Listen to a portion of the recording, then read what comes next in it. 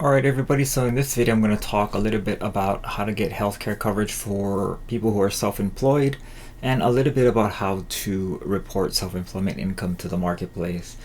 I've actually had to do this for myself, so I kind of just wanted to show people how I did it and that it's not very difficult at all. In fact, I just hope a couple of people do it for themselves too. So when you're doing the Healthcare.gov and applying for premium tax credits, right? You're trying to get the health insurance cost, which is ridiculously expensive, get it down a little bit because either you're self-employed or maybe you have a really small business and can't qualify for the small employer plans through the shop portion of the healthcare exchange.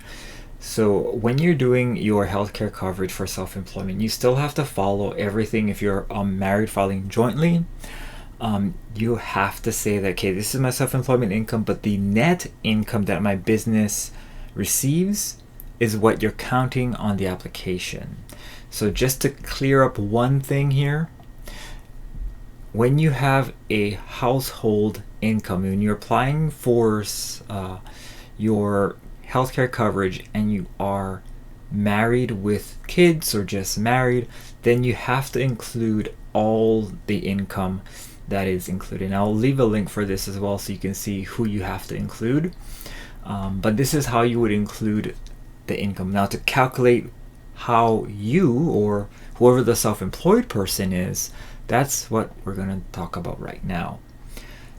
So what you need to do is you need to report or estimate your income for next year. Now what I do is I pretty much have a I guess you could call it a spreadsheet of how much money that I make, and that's like the net, right? So what you would put at the end of your Schedule C, that's your net business income. That is all they're asking for. Now when you fill out the application on the exchange, they ask you for a monthly income amount.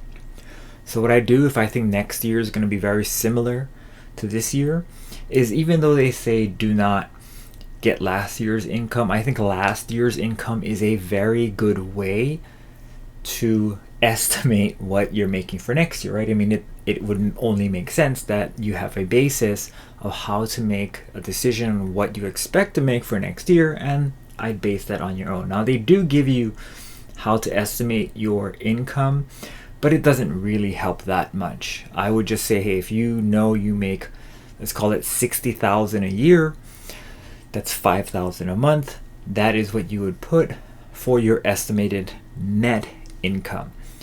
Now, when you fill out the application, there'll be a portion of it which asks for deductions to your income. And when they're talking about deductions, they are talking about deductions like your child support, or potentially if you're making IRA contributions. That would be when you would have deductions on that portion of the application.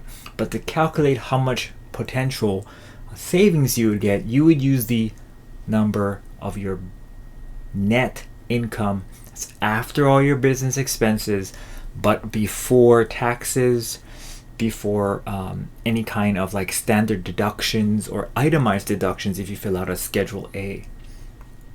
Okay, now if you do change, if for example you have a really great month and it throws the entire projection off, you simply would have to just go and update your income when it changes and go into the marketplace and actually update that there. And it's quite a simple process. I would definitely, if you think you're going to make, like, let's say for example that $60,000 amount, if you think you're going to make $80,000 next year, put $80,000.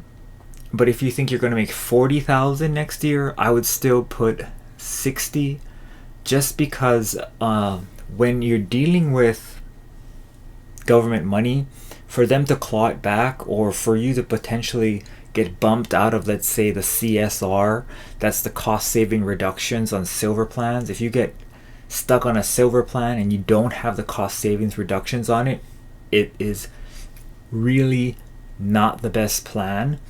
So keep that in mind when you're plugging in your information on how much you could save. So how do you get how much you could save? Well, if you use the matthewragudo.com/ACA, it will take you to this site here, and here you are actually able to put in your zip code, email, and phone number, and you could actually see for price how much you can get. So let's say I'm going to go with 76548. I'm going to see plans, and I'm going to say that I am let's just go 50, male, no tobacco user, not eligible for Medicare or Medicaid. Let's just say there's one person in my household, and I make $60,000. So I could save up to $247 a month if those were my demographics. So I had a 50-year-old who makes $60,000 a year. So that's how you would plug it in. Now, if you are, you have a household of 2, you have no children, it's just you and a spouse, then you would have $337 of potential savings for the year. And that's how you would figure it out. Again, you could change this and change this, and change this, add your spouse. It really just depends on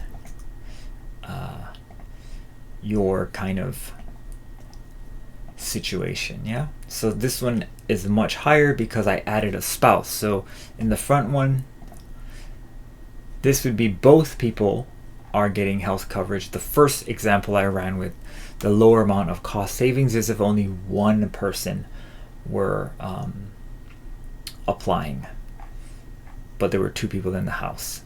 So if 2 people are applying, you get a little bit more credit, just because now we're saying that for 2 people who both need health insurance, you only make $60,000.